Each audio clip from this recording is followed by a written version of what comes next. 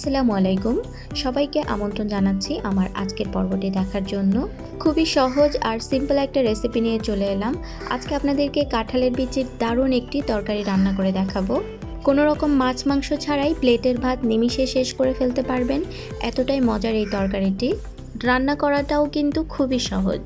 তো আশা করছি প্রতিদিনের মতো আমার আজকের রেসিপিটিও আপনাদের কাছে ভালো লাগবে।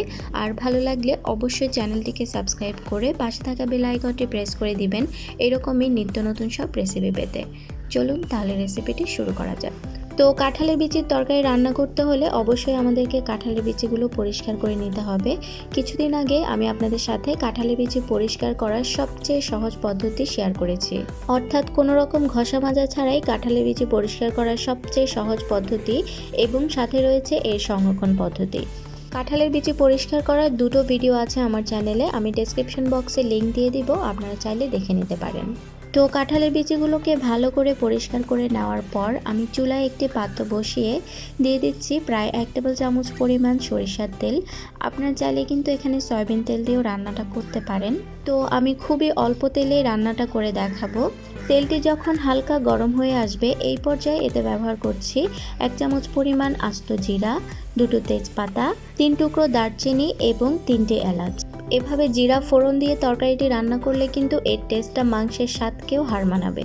আস্ত মশলাগুলোকে হালকা একটু ভেজে নিব।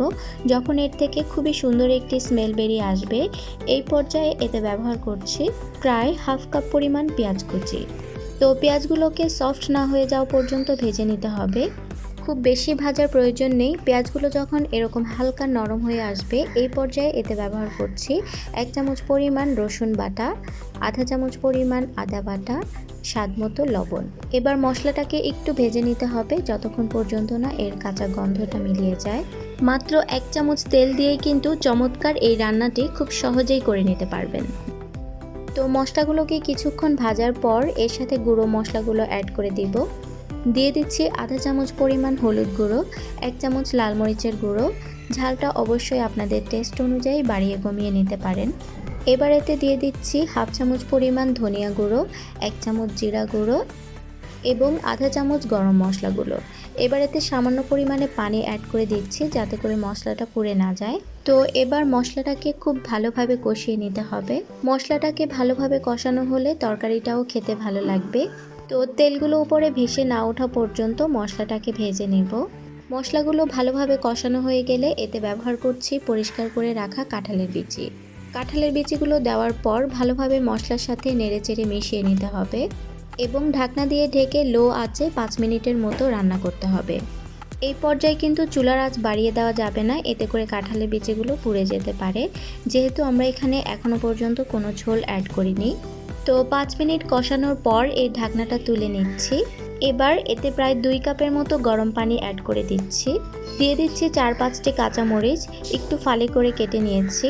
তারপর এতে ব্যবহার করছি কিছু পেঁয়াজগুলোকে এরকম ছোট কিউব করে কেটে নিয়েছি। এবার সব কিছুকে একটু ভালোভাবে নেড়েচেড়ে মিশিয়ে দিব। তারপর ঢাকনা দিয়ে ঢেকে রান্না করব যতক্ষণ পর্যন্ত না কাঁঠালের বিচিগুলো সিদ্ধ হয়ে যায় এবং এর ঝোলটা কিছুটা কমে আসে। কাঁঠালের বিচি সিদ্ধ হতে কিন্তু একটু সময় লাগে, তাই আগে ভালোভাবে কষিয়ে নিতে হবে, এতে করে কিন্তু খুব তাড়াতাড়ি কাঁঠালের বিচিগুলো সিদ্ধ হয়ে যাবে। তো প্রায় আরও 8 থেকে 10 মিনিটের মতো রান্না করার পর এই ঢাকনাটা তুলে নিয়েছি। এই পর্যায়ে কিন্তু কাঁঠালের বিচিগুলো ভালোভাবে সিদ্ধ হয়ে গিয়েছে এবং এর ঝোলটাও কমে গিয়েছে। তো এই পর্যায়ে আমি আবারও ঢাকনা দিয়ে 2 থেকে 3 মিনিটের মতো লো আঁচে রান্না করে নেব, যাতে করে কাঁঠালের বিচি খুব ভালো মতো সিদ্ধ হয়ে যায়। তো আরও 2-3 মিনিট রান্না করার পর এই পর্যায়ে আমাদের কাঁঠালের বিচিগুলো রান্না করা হয়ে গিয়েছে। এই পর্যায়ে এতে ব্যবহার করছি 1/2 চামচ পরিমাণ ভাজা জিরা গুঁড়ো। এই জিরা গুঁড়োটা ব্যবহার করলে রান্নার টেস্টটা কিন্তু অনেক ভালো আসবে। এই তো সেই সাথে রান্না হয়ে গেল কাঁঠালের বিচির চমৎকার একটি তরকারি। তরকারিটি একবার রান্না করে দেখুন, মাংসের স্বাদকেও হার মানাবে। শুধু এই তরকারিটি দিয়েই প্লেটের ভাত চেটে পুটে খেয়ে নিতে পারবেন। তো রেসিপি ভালো লাগলে চ্যানেলটিকে সাবস্ক্রাইব করে আমার পাশেই থাকবেন। আজকে তাহলে এখানেই বিদায় নিচ্ছি। ভালো থাকবেন সবাই। আল্লাহ হাফিজ।